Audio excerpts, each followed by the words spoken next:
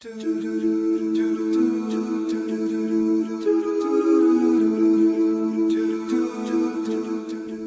alaikum wa rahmatullahi ta'ala wa barakatuhu. Welcome to another edition of It Takes Two with myself, Bilal Ali Hugh, and to my left, my co-host, Sister Ruby Sora. Assalamu alaikum, Sister Ruby. Alaikum salam wa rahmatullah. And to my right, Sayyid Bahlul Aloom. Assalamu alaikum, Sayyid. Wa alaikum salam wa rahmatullah.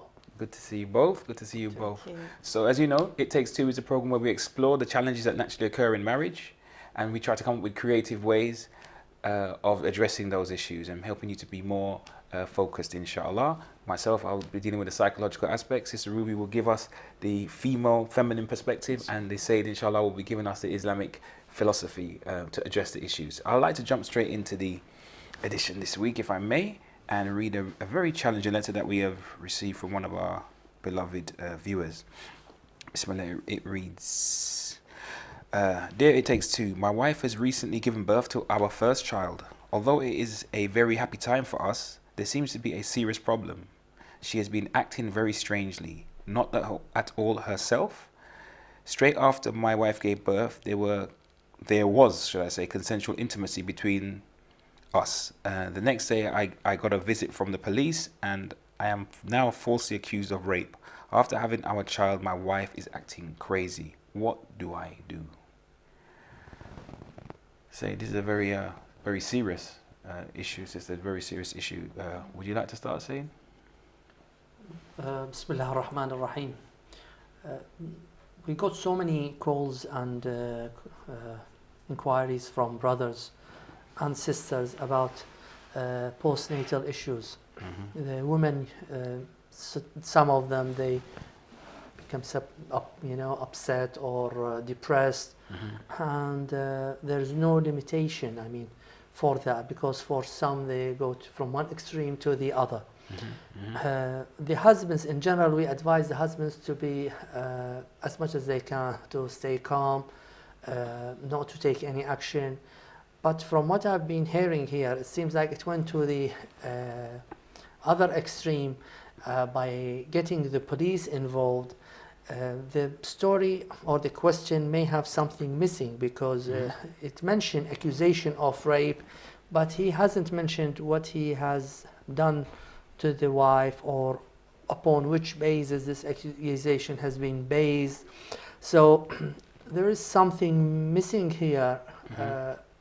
In the story, he does mention that there was a intimacy between himself and his wife, and the next day he was contacted by the police, I believe. From what I understand from the question, that she had a baby and next day they had the police, or once she got back from hospital. I'm going to assume that it's the way the letter was written. Ahsantum. So there is something missing, because she can't have birth today and bring a policeman next day. Yeah, there is something missing, so we can't really be 100% sure of judging.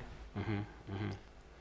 I think that there's obviously, as you said, there's some deeper issues in there. I think the letter is too vague for us to jump into assumptions of what could be happening. Mm-hmm. He hasn't given any background into the sister's behaviour prior to when she had a child. Is this a sudden surprise? Has it been brought on by anything? It could be an issue of, what do you call it? Prenatal issues. It could be hormonal imbalance. Mm-hmm. Postnatal, is it postnatal depression? Yeah. Sounds like it from. But it's such a knee-jerk reaction. It seems that there's possible some mental health issues that are starting to rear up their heads, etc. Because it's such an extreme to involve authorities into something. Most of the time you would talk to it about, to your friends, family, but to go ahead and call authorities, I'm thinking there's a lot more that we don't know what's happened. We don't know if this lady's depressed, if there's a history, maybe he, forced himself on her previously, maybe that was the cherry on the cake that was enough for her. We really, really don't know, and it's difficult to, I think at this point, choose sides. Not that it's our job, but from what we've been given, it's very difficult to see who is in the wrong, who is in the right, and offer anything. It just seems like, as I said, it's a knee-jerk reaction to what and why. I don't have enough information to But I mean, I'm just going by what's written, and we can only go by the surface, or almost use a letter as an example, Right. like in a general sense that, you know, oftentimes women do experience this totally. It's very common for women to have postnatal depression. You know, Yes, it is very after childbirth. common. So that can affect mood, Everyday life, and just everyday living, and ultimately relationships, right? So it can bring pressure. But to not the up relationship. to the extent of bringing police. There is something has happened there, physical and there is something missing. Although I would like to emphasize upon the fact that, as the sister mentioned, couples shouldn't seek help from police to begin with. They should ask for kind of advice from elderly in the family, from scholars, from friends, from relatives. And then the last thing they should refer to authorities even if it's a criminal matter. No, if it's a criminal matter, it's different. But I don't think this case is. But rape is criminal. And rape in a marriage is regarded as criminal now. Yeah, you are absolutely. protected from it. Yeah. But I just want to go back to postnatal depression, if I may. Although he mentions, according to himself, not according to himself, but according to the letter, he said that she consented. Well, maybe she did at the time. The thing with postnatal depression is your behaviour changes from 1 minute to the next. So you may be acting, quote unquote, normal, going ahead with your everyday life, and in another way you might be hearing things in your head, your opinions might be changing. So I'm not saying that all postnatal people who suffer from postnatal depression act this way, but it could be. It could be. She could have mental health issues. She might have schizophrenia. A lot of the times, well, not a lot, when you have children, the hormone balance, it takes time for it to settle and it can trigger other things. But in this country, if somebody makes an accusation of rape, especially to the police, they have to, by law, investigate that. And it can be in a marriage, it can be in any type of relationship, because women are now protected. May I ask a question, just by the by? I mean, you mentioned something about mental. So does it happen like after giving birth, the woman may be affected mentally? It happens. Postnatal depression is a type of mental health. I thought it's more psychological. Well, it's a combination of psychological, physical, chemical imbalance. It is considered a mental health issue. I've got another question. Mental health is very wide. It's very broad. There's a whole variety of things that would come under that banner. And how long? Because from previous experience, we had these kind of questions from other people. But how long really it might take? I mean, there isn't a time limit. No, it's going to be years. If it's not years, plural. I mean, if it's not, particularly if it's not addressed as well. 2 years, It's not. Everybody's different. Just like with any illness, everybody's body reacts to things differently. So there is no time limit. And I just want to say, with the postnatal depression, I don't want to label it at this point, because she might not have that. She might be bipolar. She may have other issues. We're exploring possibilities. We're exploring possibilities. So many. I do want to ask you a question, say, from an Islamic point of view, if the husband, just going on the sort of thing of we're assuming that what he's saying is factual, that his wife and he had intimacy and she had consented, but then the next day she was accusing him of something ugly, of saying that he forced himself. If she's unwell, would she be judged for not telling the truth, if I can put it that way, or No, because she's unwell. If she actually she has a mental illness or psychological problem. No. Okay. Well, every person, when he's unwell, he's got there is an excuse for him. رفع عن أمتي ما لا يعلمون رفع عن أمتي. If someone doesn't know, if someone is ill, if someone is sick, if someone, we've got a long hadith. One day, inshallah, we'll talk about it. So if it wasn't in her hand and if she was ill, no, she won't be blamed for that. And what about the actual factor of being accused of a crime of that nature? Does that mean that they should, Islamically, would they be asked to try and reconcile, or how would that be addressed from a kind of religious point of view? I mean, Islam, let's talk about the rule of the land, say that this is criminal. But Islamically, this is not a crime. This is not my opinion. I'm talking about Islamically, how things meant to be, or how things are defined in the books, according to all sects. But if the law of the land states so, both couples should respect that law. So what were you alluding to, whether the act was consensual or not? No, actually, how would it be addressed if a woman is unhappy the way that she's been treated by her husband? How would Islam address that, or how would Surely it would be depending on what the circumstances were. If we were talking about the roles of women in terms of being married, what their responsibilities are towards their husband, say in this situation she may be ill, is she still expected to perform such duties? My humble opinion is no, because she is ill and she's not of sound mind. So why would you put someone in that situation who can't, he's struggling in everyday life and imposing that? But I think there should be an opportunity for males to be educated. Say more. Well, in supporting their wives. Supporting and just being more aware, looking for signs. Everybody expects, and I think we have this in our communities, that for everybody, when you have a child, it's meant to be the most happiest time of your life, alhamdulillah. And inshallah, it's meant to be. But you're extremely tired. Your hormones are all over the place. Sometimes women can't connect to the child straight away. Absolutely. It's the child may be crying all the time, lack of sleep, too much of pressure. Yeah. So males should be a bit more helpful, a bit more aware of the surroundings, just to see, because a lot of times women aren't aware that they're going through depression. They think it's, because my mother struggled and it's normal to only have 2 hours sleep and it's normal to feel sad and weepy, when really it could be a sign of depression. But sister, from our experience, we noticed that even male, they don't know about it. It happened mostly with young couples. Both of them are not aware. So the female is confused and the male is confused. And then they are in a problem. And after problems happen, you can't give interpretation, They got muddled up within the...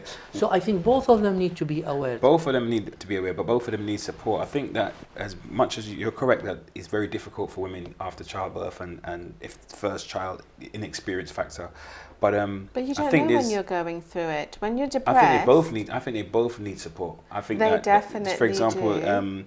There is information on. You could even go on, for example, the NHS website and just read up on postnatal depression or have a look at depression. When you're in a situation, especially as a woman, you don't even realise you're going through a situation. You might be just.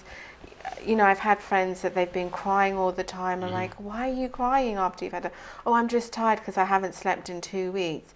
No, but the way you are crying your heart out, there's something going on. I can't. And then you find out they can't connect to the child. They kind of feel uncomfortable. They don't want to. So when you're in the situation, you don't normally, logically, you've read it, it's in the news a lot, you know. Your GP, when you go to the surgery, they normally have posters in there, but you don't think you're going to go through this. There's posters and pamphlets, but it's difficult to separate the, husband and wife from the situation because if they're living together. I mean, if you're a man and your wife is crying every day or is impacted, it's not going to. It's be very difficult for him to be oblivious. He's going to be affected. He might become not depressed, but impacted by that. You have situations that if the husband's working while he's at home, everything's fine. It's when he's not at home and she's left with the child and the friends. What I want to say to the Sayyid respectfully is, I think it's in your hands and the scholars' hands to educate the brothers on these things. As you said, there's a lot of people that don't understand. Let's say older generation, for example, grandfathers, uncles. That we should have lessons and khutbahs and talks about times have changed.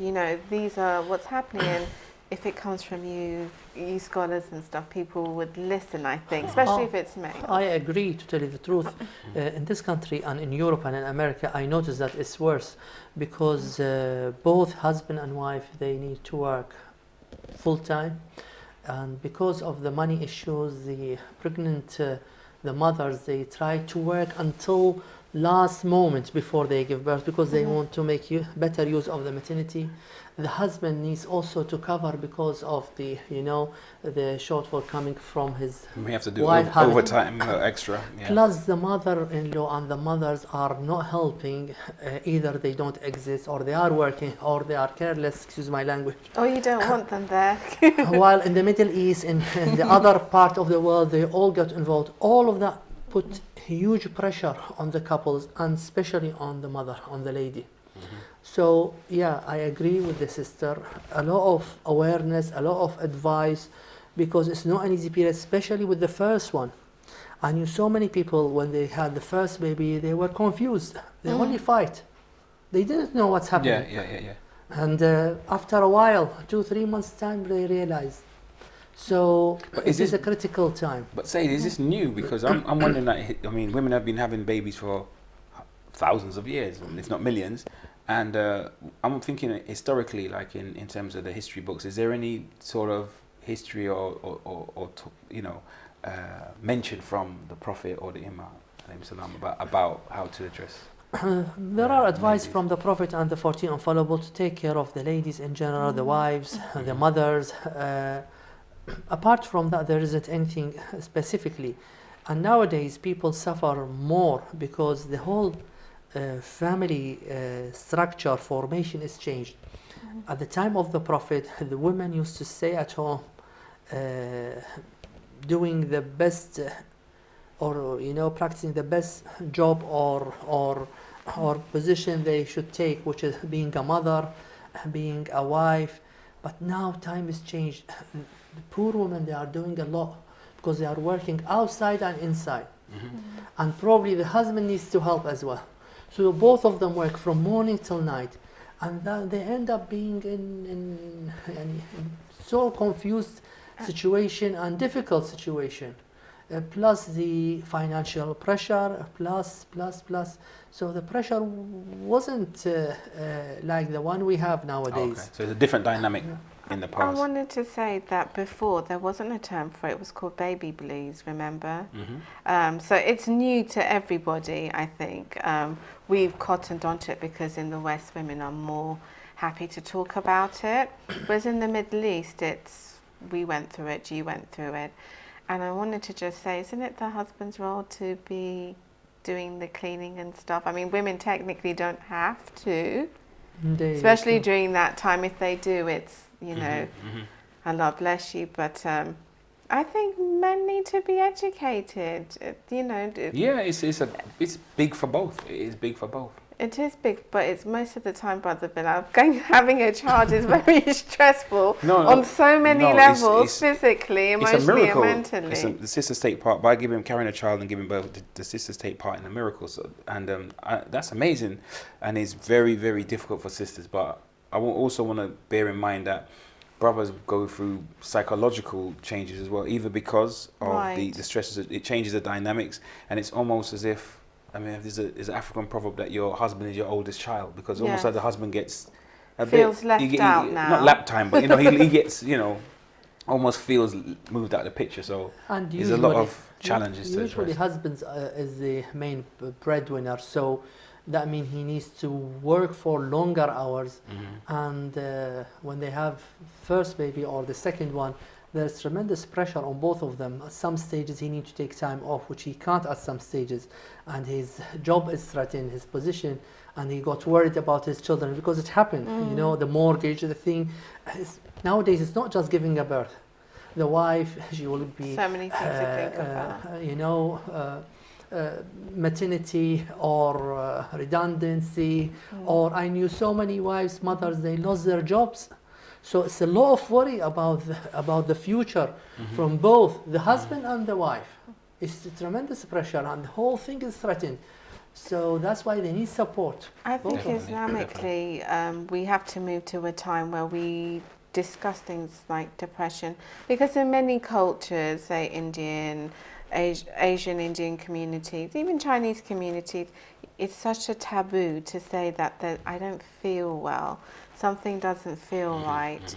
It's almost shameful, and we're trying to break that taboo, but how can we do that when a lot of the brothers don't even know what to look for. I know in the community there are quite a few psychologists, psychotherapists, and there have been, how can I put it, like seminars and workshops, but I don't think there's enough.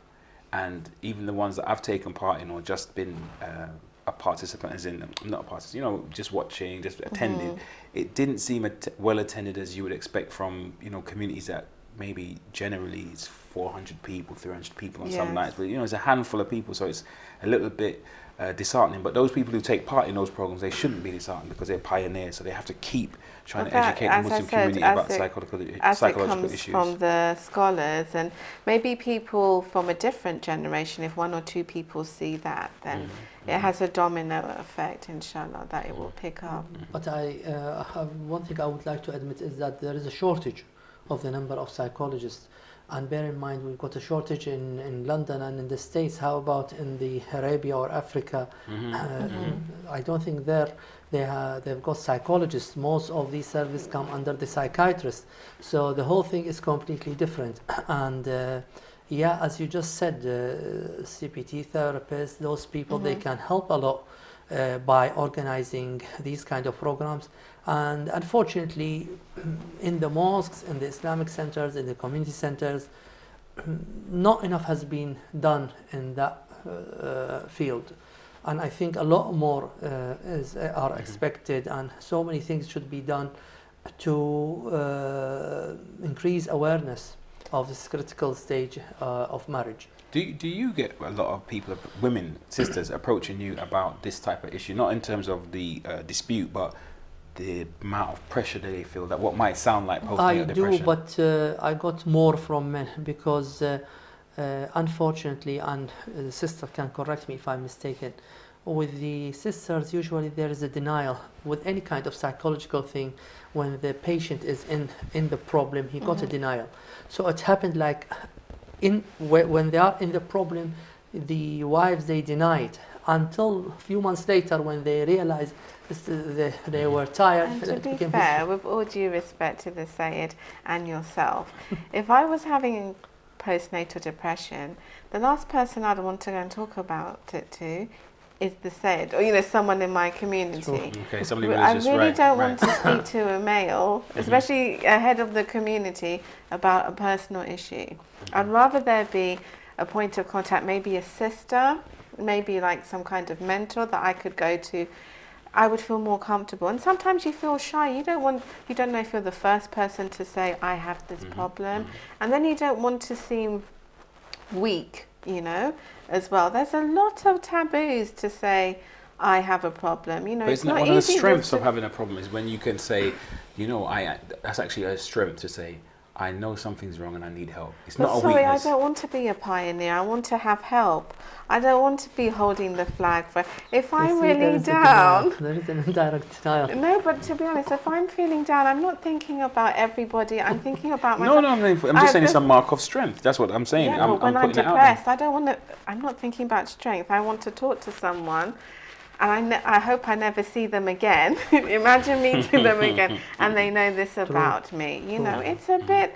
True. You don't want to go and tell, certain people everything about your lifestyle and how you... This is a serious, complex issue. Maybe she doesn't even know why she's upset. Well, I'll say if we're not willing to talk about it, then we're going to be suffering in silence. No, but we're talking about it. I'm encouraging anybody that may be viewing this publication to feel, what, it's okay. We're encouraging. There's nothing wrong with me. I just need some assistance. No, we are discussing it and we're bringing it up, putting it out there. That's, a big move. I'm just saying, if I was in a situation and I knew you were you're a psychologist, the Sayyid is a Sayyid. There is no way I would want to talk to you or the Sayyid in my community about my problem. I'd rather go to a friend who could say... Or a stranger. Not because I'm feeling bad, but I don't really want to see your faces every day knowing that... What about a sister that's a professional? That would be good.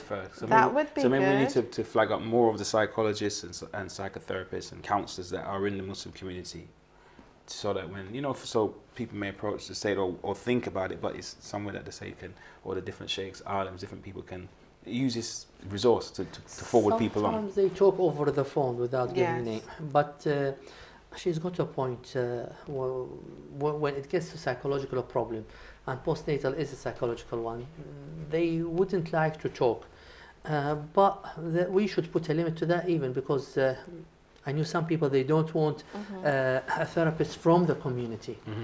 To get a therapist from outside the community is also difficult, because she wouldn't understand the constraints of the community, of the rules and the culture of the community. So it's like catch-22. Well, they may. That's a bit of an assumption that they wouldn't understand. Hold on a minute, Brother It's possible. Bilal. It's Hold possible. on a minute. When you go for It's possible. therapeutic services, what do they ask you? Would you like to see a male or female therapist? If you go to the GP on the NHS, they ask, do you have a preference? Do you have a preference as to what cultural background they come from? And a lot of people say yes, and some people say no. But you have the choice. You know, some people may not want to go and speak, you know, in the Pakistani community. Some people, it's quite the opposite. If they come from a particular community, they may want to see somebody from outside of their community, or vice versa. They would want to see somebody from their language group that will understand the subtleties. But the most important thing is about choice, that people have a choice. choice. We're such a small community. I think what we should say is we should encourage our youth actually to go into these professions. Instead of everybody wanting to be a doctor or whatever, we should have people in the media, psychologists, people that can help the community. That's right, that's right. And that's what we should be doing. But what I'm saying is we need pioneers like yourselves in the community, so brothers can follow, and then it would lead. Well, the sisters would lead themselves, but you know.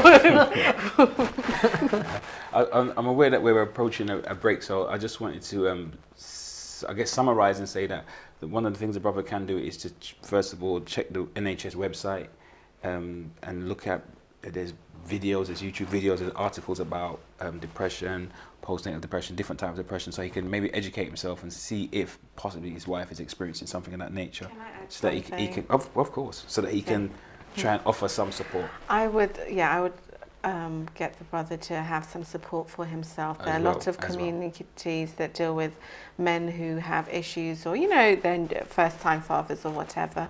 I would strongly suggest that he make an appointment to see his GP or general health worker. That's right. Discuss what's happening.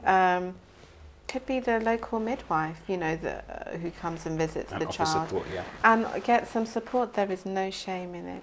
Absolutely. Say the last point from yourself. I think we can learn a small lesson from this question. I mean, once they got the police involved, I don't think there would be a big range for kind of resolving the matter peacefully. So I rather, if they can sort out their problems between themselves before they seek the help of the police, the last thing should be the police and the legal issue, because after that, from our experience, although it's not impossible, but it's going to be very difficult for them to go back to where they were before.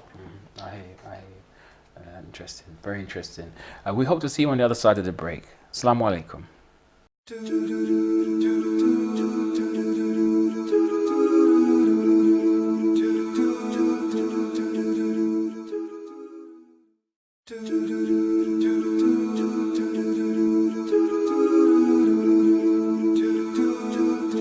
Welcome back to It Takes Two.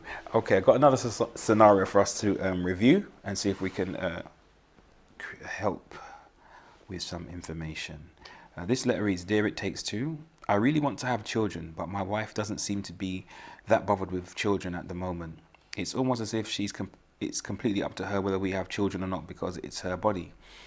It feels as though we have been married for such a long time, and all I have ever wanted is to have children. All I've ever wanted to do is to be a father. What rights do I have in this situation? Said. From the Islamic point of view. Yeah, he hasn't mentioned how long they've been married, whether they had problems before, why they haven't they got children to begin with, because depending on that, all depends on that, is how they need to, or how they should agree about having children, because I think both of them, I mean, especially for couples in this country, both of them should agree upon the time of having children. It's both of them has got the right to be a father and a mother, but all depends, as I said. It seems like it's been for a long time, or she refused. So is there one right that supersedes the other's right, though, in the sense of who has the final right, if I can put it that way? If she doesn't want to have a child and he would like to have a child, does it mean that he's entitled to have a child? She should acquiesce, or no? The answer for that has got so many issues, and to discuss it fairly, probably we need an hour and a half. Just in summary, just from the adillah, from the we answer على القواعد according to the rules and regulation. I came across a case when they want to do miscarriage, and when the mother does miscarriage, whom shall she or who shall pay the diya? You say miscarriage, you mean to terminate the pregnancy? Yeah, I meant terms. And usually it's the father. And according to that, it's mainly the father. But this is very deep issue, and it should be discussed more rather than jump into conclusion. Let's agree now that both of them should, or both of them should agree upon the time of having baby, and I think it's something which requires both of them to work hard to get into solution. As in Arabic, they said الصلح يعني الصلح هو مفتاح الحلول. The agreement is the best way of resolving problems, because we can't always keep this is white and this is black and things. In marriage it doesn't happen that way, especially for Muslims when they live in the West, because we've got religious ruling plus cultural ruling plus the law of the land. The three of them together you need to put, and you need to, both the couples, they need to agree upon which one they're gonna implement and how they're gonna resolve their problems. I think we need to take a step back to who these people were. Why so? Why do we need to take a step? Well, because we need to look at what's happened before so we can understand what's happening now. Okay. So these individuals, before they got married, what were their personalities and temperaments? What were their goals in life?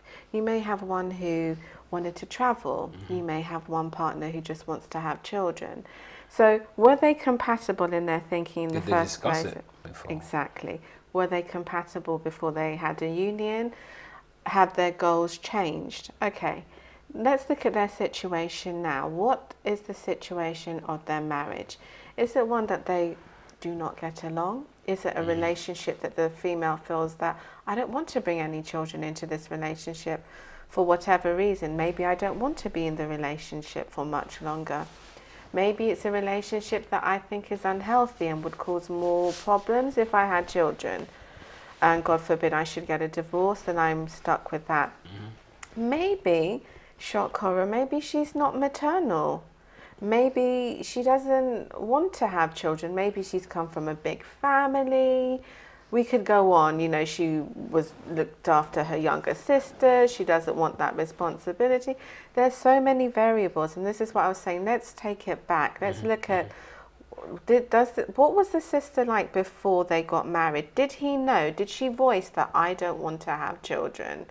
Or that's very I want important, to wait. because that's probably one of the most... Exactly, or after 5 years, or when I finish university, or when we buy a house, or when we... Was this ever discussed, or did he just presume that, okay, we've been married for a year? That's probably one of the key issues, though, in marriage, isn't it? Like, before getting married, but what do you think about children? But you know what? Do you expect me to work or stay at home? Do you mind if I have an education? A lot of people don't speak about these things. They think it's such a romantic time that, you know, when they get together, some people, it will all... life will be rosy, everything will come into place. Or at the time, they just don't think about these things. But these are the kind of questions people who are thinking about getting married really need to need to address. Well, you know, to be honest, a lot of people's mum and dad don't come and say, you know, before you meet brother, blah, blah, blah. Ask him, how many children does he want? When does he want to have it? Who's going to pay for the children? Are you going to have it on the NHS or privately? Are we going to have private? You're not thinking about, you'll be out the door. But my point... Are you serious? People...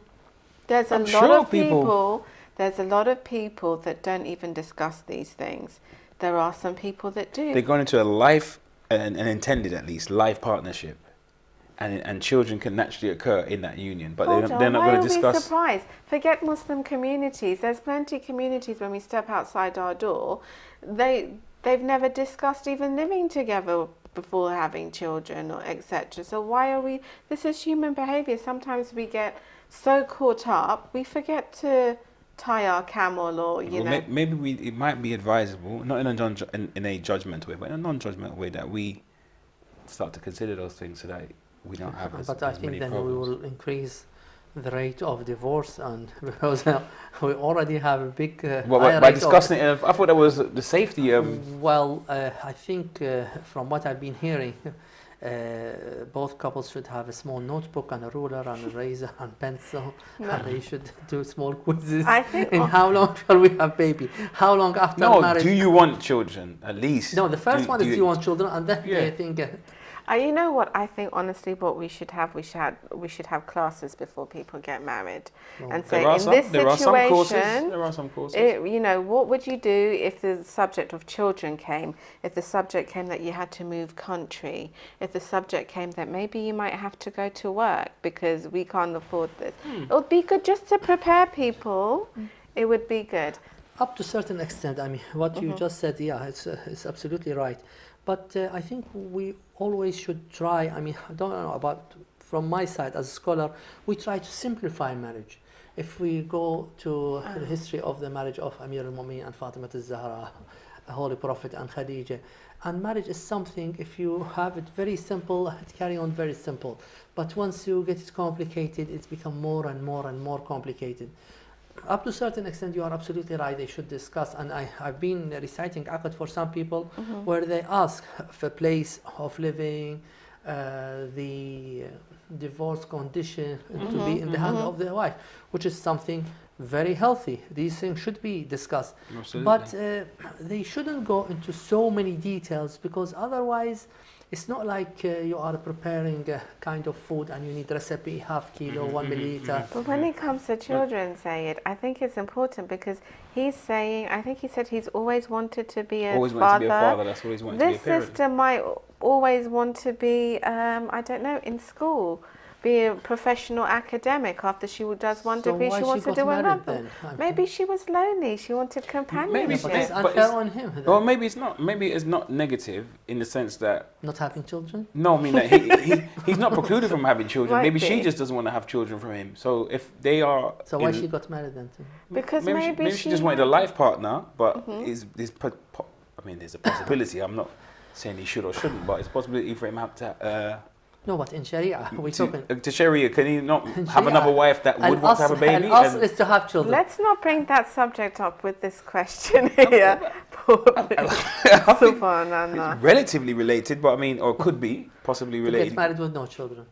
No, I mean... But can't you get married and not have children? By definition, people got married for children or no children. But there are couples that don't want to have children. They want to travel.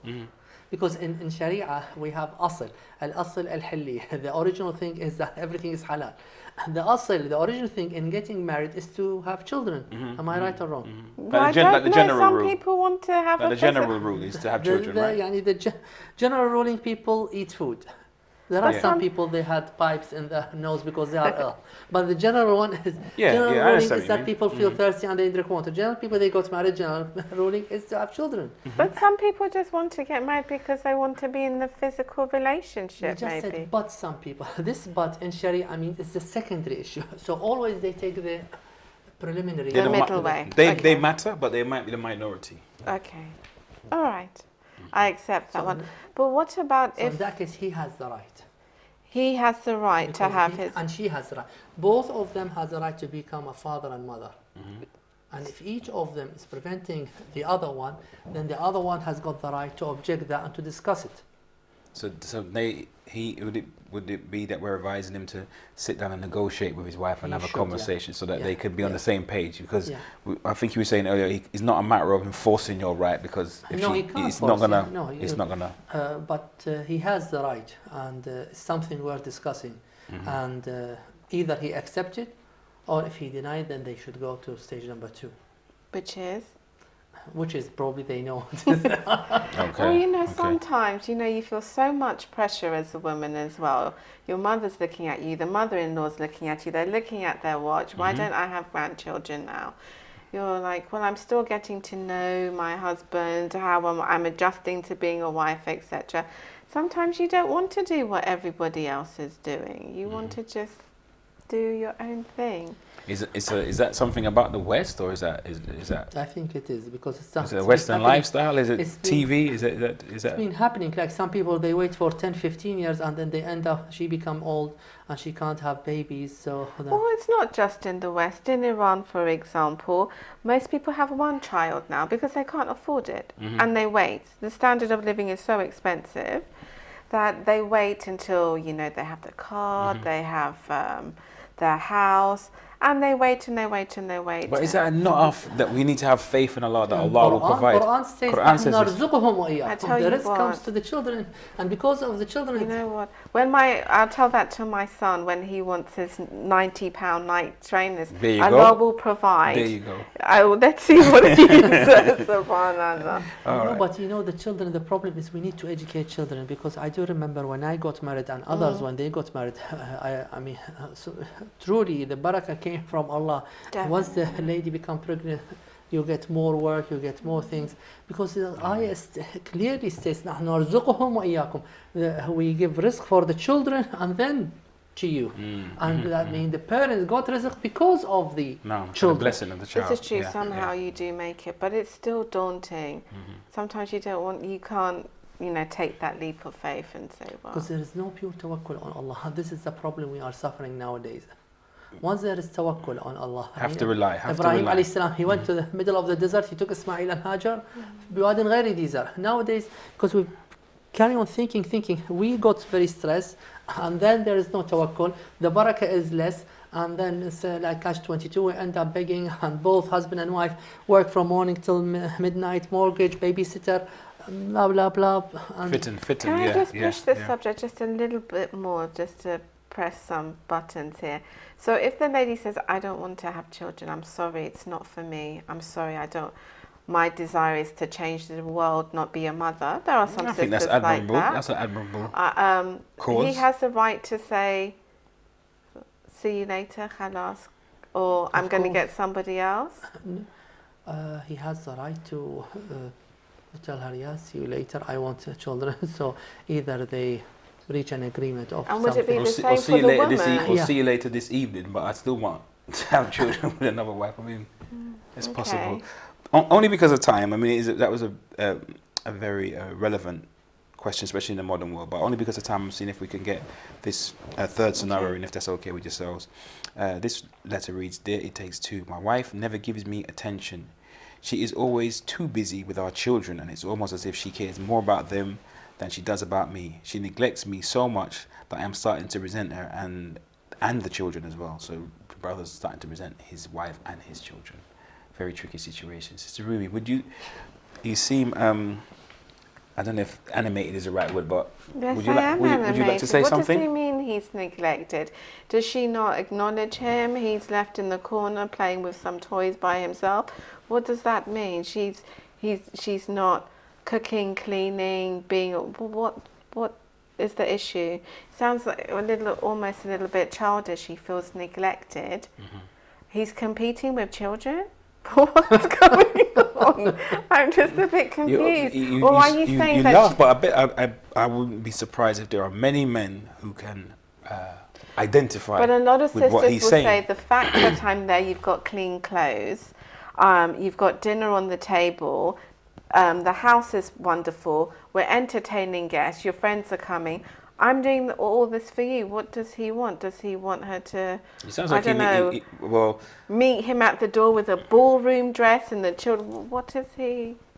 maybe he just wants his wife's attention, as he said. But he doesn't isn't get she her giving attention. him it? So No, she's not talking to him. Possibly she's the attention might be on the food and the house and the children and the... So he can't express himself then. He can't say, you know what, I really miss us having some time together. Let's go to the cinema. Okay, some people think cinema's haram. Okay, let's go to the restaurant. Let's go for all. He can't say this. He's so scared of the woman because she may explode. Communication issue. Is he obliged? I mean, sorry, is she obliged to be there for him in a way that, as a husband, he would like her to not neglect him, if I can put it like that? Obliged is a heavy wording, but the problem, I mean, let's put it that way, the responsibility is too much on the wife. Because the wife, as I say, the wife or the woman at home is the source of energy. So a lot is expected from her. We can do nothing about that. I mean, we can't, I mean, let's talk about me and my wife and my children. No matter how much you help the wife, but there is kind of security and stability comes from the mother. Even now, I mean, in our age, each of us, when he feel upset, he wants to go to his mom. Even when the mother is dead, you go to the grave or you cite Quran to her, you feel safe. The mother and the lady presence at home has got kind of therapy which no one can replace. True. Probably this is what is he lacking, and that's what he's asking for. And sometimes for some women, when they got busy, they neglect. Nowadays, because both of them are working, there's huge pressure on wives. I mean, there is something no one can do anything about it, because, for instance, in this country. So what do we suggest for this man? Sorry to cut you, Said, but what are we suggesting for this man? Why do you look so angry? I'm trying to embody. You feel upset because you feel that this poor brother is suffering because his wife isn't. I don't know. I've heard a lot of Muslims and non-Muslims speak about this topic. So men, in terms of men. why can't they communicate then?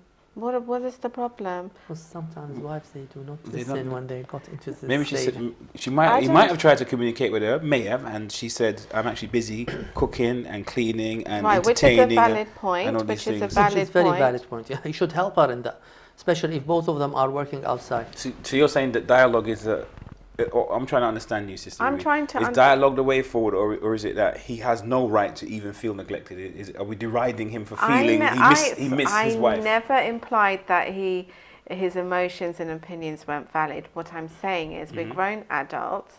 Let's use our mouths and communicate, and let's address each other in a respectful way. If you want something done, do it in a way that would encourage someone to do it for you, not feel like it's a job. So if he wants some attention, let's go out next Friday. I'm sure she will dress up. I'm sure she'll make an effort. I'm sure he can buy her dinner.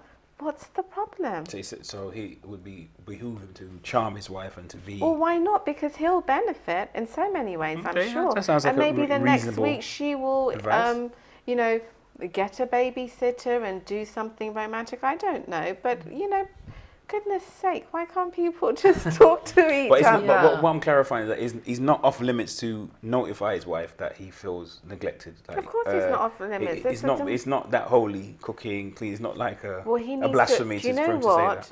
This is helpful. A lot of the time women, we think that if we cook the best meal, the biggest cake, the house is spotless, you have your friends over, for some women, that's the way they express their love and respect for you, or they make your favourite food. Maybe for him, that's not what he wants. Maybe he wants his wife to watch football with him. I'm just saying, I don't know. Maybe that's what... But you need to tell me. I can't think. My way of expressing how I care for you might be different from your way. Why can't you talk to me? So you have to keep the channels of communication open. Yes, talk, not say, I feel, like a child, you're neglecting me. Goodness sake. Yeah, which is really happening because the lack of talk and lack of discussion, and this is the main issue. I think both partners, husband and wife, they should talk about these problems. and expectation should be limited. But I knew Expectation should be limited. Should be limited, especially when they have got children. But for some couples, I knew that he asked her for outing or for a trip, and he gets the or prepare or ask for the babysitter, and she said no, we can't afford that, we need that, we do this. So some wives, they, you know, that's because she cares so much about the family. Maybe, maybe, but sisters, so it doesn't seem like she's that fussed about romance, though. That's gonna well, maybe ooze, she's that might thinking ooze out about the relationship. who's going to like pay for Abdul's Quran lessons tomorrow if we spend maybe £20 on a burger. yeah, maybe, You'll but have to do that week on YouTube. You'll have to. No, but the thing is, you know, just a lot of the times with women, we think 10 steps ahead, like the Sayyid said. Okay, who's going to pay for this? Are we going to have money for that? Oh my God, we're thinking about the bigger picture. But, you know, most sisters, I'd like to think, you know, they would know the importance of, you know, keeping everybody happy, the household, their children, because that is their jobs. And we're good at it most of the time. But sometimes we need someone to tell us. We're not, you know, we're not something about psychic. Something about balancing. So maybe it's possible that the first area that might be neglected might be the husband, as opposed to, like, the house will be immaculate. It wouldn't be that the husband's well looked after. Well, I'm sure the husband's still having his breakfast, meals made, He can make his own meals. clothes. He can really? actually make his own lunch. Okay. Really? I'm sure he can, but most of the time, to get him to go to work early, she's got it ready, or she's woken up an hour earlier to get it. This is not the case nowadays. Sometimes it's still there. I'm saying communication. Yeah. And to negotiate, I guess, to come to an agreement about what's fair. I think you should have a date night at least twice a month. Mm-hmm. Yeah, this is very important. Get the in-laws, get the cousins, whatever, and go and have a good time, because your marriage needs work and you need that time together. And you know, you start drifting apart if you don't have that. It's very important. Yeah, I agree with that. Yeah, I've solved it. Excellent. And just on time, because we run out of time. So I'd like to thank you, Sister Ruby, as always, and to yourself, Said, for your input. Wa alaikum salam wa rahmatullah ta'ala wa barakatuhu.